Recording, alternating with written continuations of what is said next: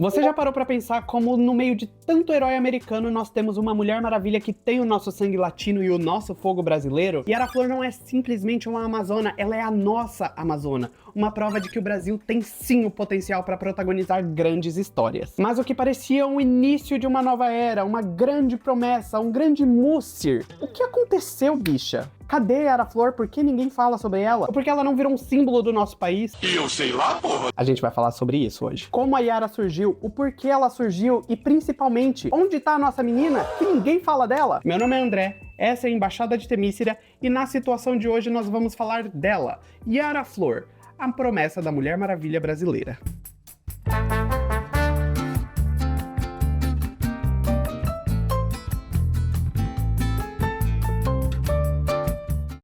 Para entendermos toda a situação da Yara, precisamos voltar lá para 2021, na época do Future State, ou Estado Futuro, ou Estágio Futuro, chame como você preferir. Essa época foi onde a DC começou a lançar por 2 meses consecutivos novas histórias da nova Liga da Justiça, novos heróis assumindo o manto dos antigos. E aqui nós tínhamos uma nova trindade, sendo feita por Mulher Maravilha e Yara Flor, Batman de Tim Fox e o Superman de John Kent. Claro que o Future State não foi lá essas coisas, ele não foi tão bem recebido, principalmente por suas histórias desconexas e sem muita origem dos novos personagens, então acabou que ficou tudo muito confuso. A DC decidiu por engavetar o Future State e seguimos assim. Mas Yara Flor foi reaproveitada dentro do cânone oficial da DC, voltando a aparecer ao invés de Mulher Maravilha como Moça Maravilha. A sua criadora foi Joelle Jones, que descreveu a Yara como uma forte mulher brasileira e que ela teria muitos aspectos do nosso folclore incluídos dentro dela e de sua história, que se passaria em grande parte no Brasil. E para deixar tudo ainda mais autêntico, ela inspirou a aparência da Yara na nossa atriz e modelo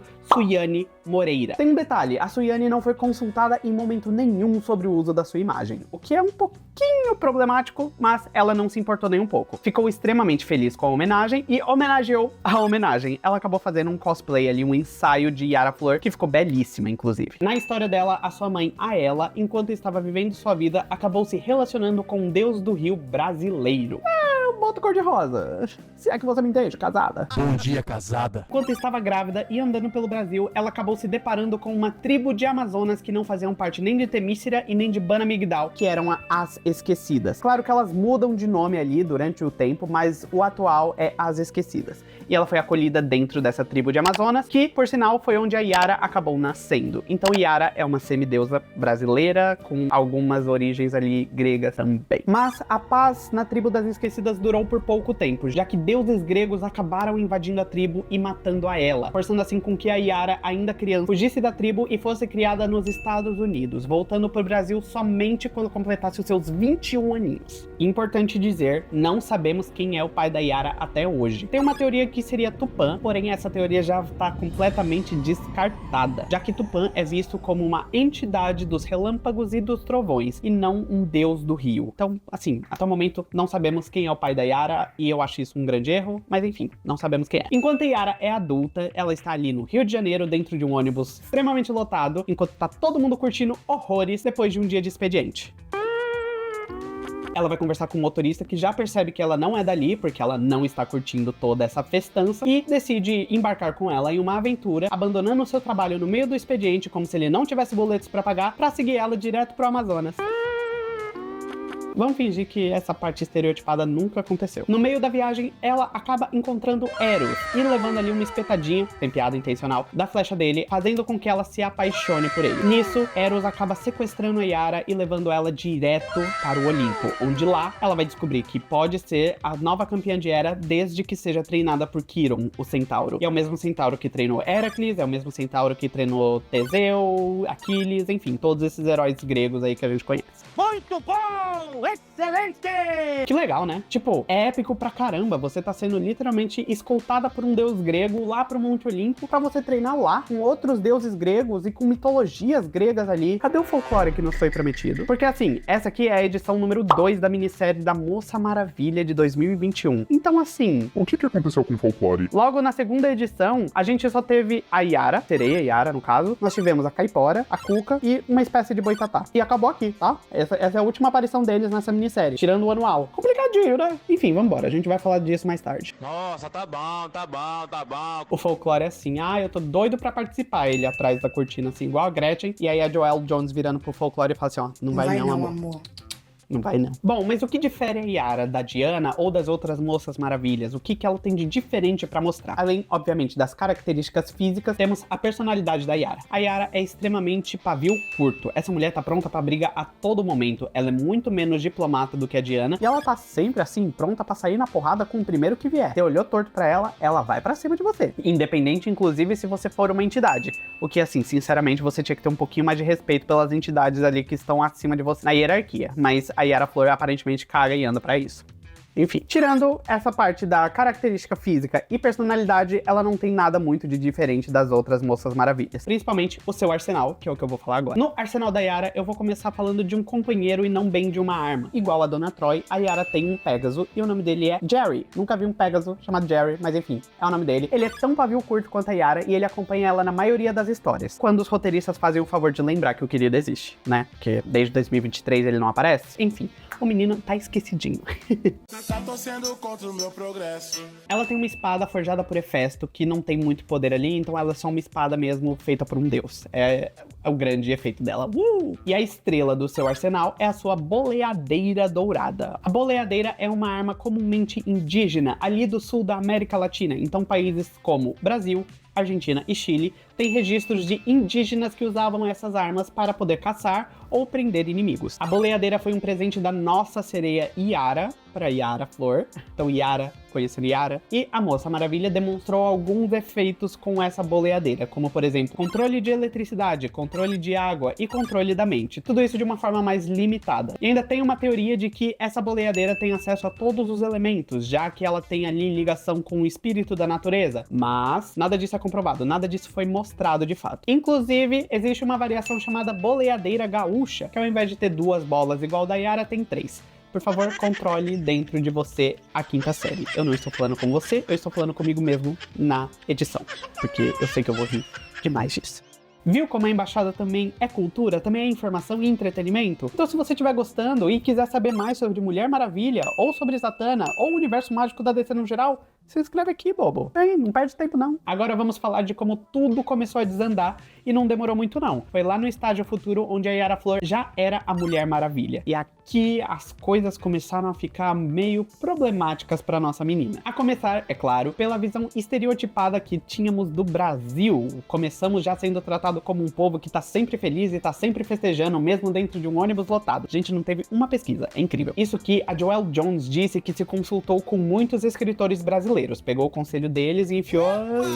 O canal tem que ser family friendly. E jogou fora. Ela jogou fora os conselhos que ela recebeu. Para além da apresentação dos brasileiros no geral, a apresentação da Yara também teve ali reações mistas entre os brasileiros e principalmente entre a comunidade indígena. A ativista Alice Pataxó, em seu Twitter na época, reclamou bastante de como a Yara era extremamente desrespeitosa com entidades brasileiras, por exemplo, a Caipora, e também reclamou bastante sobre a sexualização do corpo brasileiro. E sendo bem sincero, ela não estava errada. A DC nos prometeu desde o começo uma nova história com o nosso folclore, nossa cultura sendo a protagonista. E não recebemos isso nem na Mulher Maravilha do Estado Futuro e nem na minissérie que recebemos logo em seguida, em 2021, da Yara Flor contando a sua origem. Então, assim, teve um gosto meio misto, meio amargo de vocês não fizeram uma pesquisa. A primeira chance que vocês tiveram de trabalhar no seguro e abandonar o nosso folclore e ir direto pra mitologia grega, vocês fizeram. Ficou muito mal feito. Então, com tanto descontentamento e a história não vendendo o suficiente, a minissérie da Yara Flor acabou sendo cancelada. Da mesma forma que uma série da CW que estava prevista para ser lançada também foi cancelada. Mas onde está nossa menina? O que aconteceu com ela? Ela foi apagada da DC? Não, ela ainda faz parte do núcleo da Mulher Maravilha e ela ainda aparece em algumas outras histórias, como por exemplo em O Julgamento das Amazonas, onde as Esquecidas foram finalmente apresentadas a Temícera e Bana Migdal, fazendo ali a tríade das Amazonas. Ela apareceu também em Vingança dos Deuses, lutando ao lado de Shazam Shazam e mais recentemente em Ataque das Amazonas e Mulher Maravilha, ambas de 2023, inclusive sendo histórias complementares. Mas o que todas essas histórias que a Yara aparecem têm em comum é que ela não é a protagonista. Ela é apenas uma personagem de apoio, apenas uma personagem secundária que tá ali pra preencher o vazio de alguém. Simplesmente chamaram ela e falaram: ó, Yara, tá faltando gente aqui, você quer fazer figuração? Ela falou assim: vamos, né? Tem o boleto pra pagar. Oxe, mulher, tá chorando por quê? Tá doida, é? Mulher não chora, oxe. E parece que isso não vai mudar. Parece que a Yara ainda vai continuar sendo apenas uma personagem secundária que faz ali parte do núcleo das Moças Maravilhas e vai estar ali meio que como uma Robin pra Mulher Maravilha, apesar dela não gostar de ser chamada nem de Moça Maravilha e nem de ajudante. Principalmente porque quem parece que vai assumir o lugar de Mulher Maravilha no futuro é Elizabeth Marston Prince. Já vi vídeo dela no canal, se você quiser saber quem é a filha da Mulher Maravilha e qual é o seu grande problema. Mas parece que aqui o Tom King e a Joelle Jones formaram no mesmo lugar de vou criar um personagem que não vai agradar a maioria e ele simplesmente vai ser esquecido no futuro. A Lizzie ainda não foi esquecida porque a run do Tom King ainda tá rolando, mas se ela continuar dessa forma, desagradando o público num geral, não vai ter muito pra onde correr com a personagem. Ela vai acabar sendo esquecida e substituída por outra pessoa. Mas calma, ainda temos esperança. A Yara Flor, pro bem ou para o mal, ela existe. Ela está dentro do núcleo da Mulher Maravilha e ela ainda assim nos representa. Ela ainda assim representa o Brasil. Vira e mexe nas aparições dela, ela faz algum tipo de menção aos deuses brasileiros.